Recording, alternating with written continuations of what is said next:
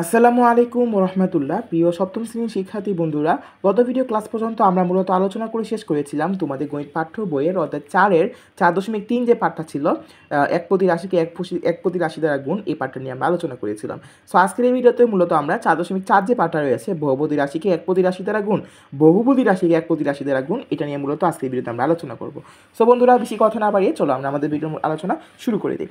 So ফার্স্টে কী বলা হচ্ছে এখানে খেয়াল করো, একের অধিক পদযুক্ত বীজগণিত রাশিকে আমরা মূলত বলি বহুপদী রাশি। তার মানে বহুপদী রাশি তোমরা বুঝতে পারছো, বহুপদী রাশি হচ্ছে একের অধিক পদযুক্ত, পদ মানে কি প্লাস কিংবা মাইনাস দ্বারা যুক্ত যে কোনো একটা বীজগণিত রাশি, এটাকে আমরা পদ বলে থাকি। সো বীজগণিত একের অধিক পদযুক্ত বীজগণিত রাশিকে মূলত আমরা বহুপদী রাশি বলি। যেমন খেয়াল করো 5x² প্লাস 7xy, এটা কিন্তু একটা বহুপদী রাশি, তাই না? কারণ এখানে দুইটা পদ রয়েছে, এখানে যদি প্লাস চিহ্ন দ্বারা যুক্ত রয়েছে তাই এখানে দুইটা পদ রয়েছে। বহুপদী রাশিকে একপদী রাশি দ্বারা গুণ করতে হলে কী করতে হবে আমাদেরকে? প্রথমে গুণের বা প্রথম রাশি প্রত্যেক পদকে গুণক বা দ্বিতীয় রাশি দ্বারা গুণ করতে হবে। সো এখানে আমরা একটু উদাহরণ দেখলে ক্লিয়ার হয়ে যাবে। এখানে উদাহরণ কী বলা আছে, 5x² প্লাস 7xy আমরা 5x³ দ্বারা গুণ করব। সো এখানে দেখো আমরা গুণ হিসেবে নিলাম।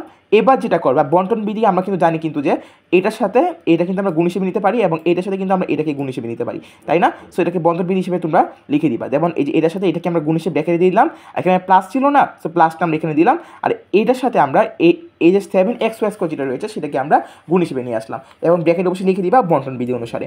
এরপর যেটা করবা, জাস্ট তোমরা যদি ক্যালকুলেশন করো সাধারণ ম্যাথের মতো, সেরকমভাবে ক্যালকুলেশন করলে তোমরা কিন্তু উত্তরটা তোমরা পেয়ে যাবা। ঠিক আছে, আগের ভিডিও যারা দেখেছো সেখান থেকে কিন্তু তোমরা পারবা এক প্রতি রাশি গুণ, আর প্লাসটা প্লাসের মধ্যে থাকবে। সেখান থেকে নির্ণয় গুণফলটা কত পাচ্ছি, এই যে এটা। ঠিক আছে, এবার বিকল্প পদ্ধতি রয়েছে এখানে একটা, চাইলে তোমরা এইটাও তোমরা ফলো করতে পারো। আমি একটু বলে রাখি, এইখানে যেটা করা হয়েছে, প্রথমে এই পদটাকে এই পদ দ্বারা গুণ করা হয়েছে এবং এই পদটাকে এই পদ দ্বারা গুণ করা হয়েছে। ঠিক আছে, সো এইটাকে দিয়ে প্রথমে এইটাকে যে গুণ করলো তখন এই যে এই পদটা আসলো এবং এটাকে দিয়ে গুণ করার পর এই পদটা আসলো।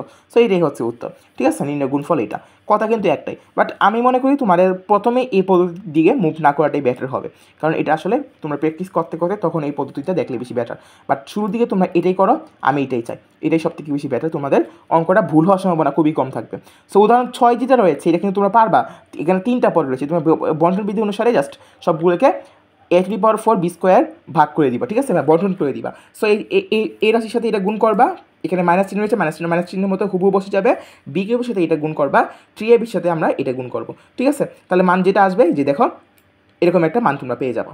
সো এটা নিয়ে আমি আলোচনা করলাম না। সো বিকল্প পদ্ধতি রয়েছে এখানে, বিকল্প পদ্ধতি তোমরা ভুলেও দেখবা না, কারণ বললামই তো তোমরা যখন আরও বেশি প্র্যাকটিস করবা বা আগামী 3-4 মাস পরে পরীক্ষার আগে দিয়ে তোমরা যখন এই বিকল্প পদ্ধতিটা তোমরা ভালোভাবে বুঝতে পারবা এবং এটা দিয়ে তোমরা কিন্তু ম্যাথগুলো সমাধান করতে পারবে। বাট এখন শুরুর দিকে তোমাদের উচিত হবে না বিকল্প পদ্ধতিতে ম্যাথটা সমাধান করা, কারণ এরকম বিস্তারিতভাবে একটা করলে সবথেকে বেশি বেটার হবে আর কি।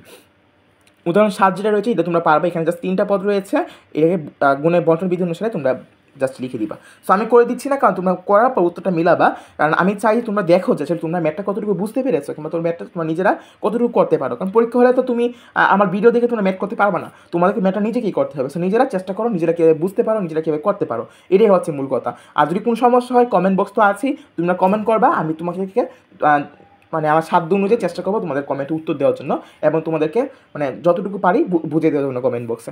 সো এবার চলো আমরা কাজগুলো তোমাদেরকে দেখিয়ে দেবো একটু, কাজগুলো থেকে তোমরা জাস্ট উত্তরগুলো করার পর জাস্ট উত্তরগুলো তোমরা একটু মিলিয়ে নিবা, তাহলেই হচ্ছে।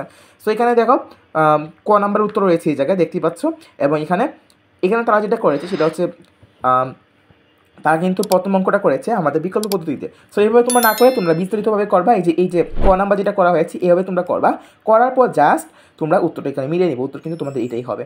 বিকল্প পদ্ধতি তোমাদের দেখার কোনো প্রয়োজনই নেই। ঠিক আছে, প্রথম দেখলে তোমাদের অনেক বেশি কঠিন হবে এবং তোমরা ম্যাথটা করতে অনেক বেশি সমস্যায় পড়বা।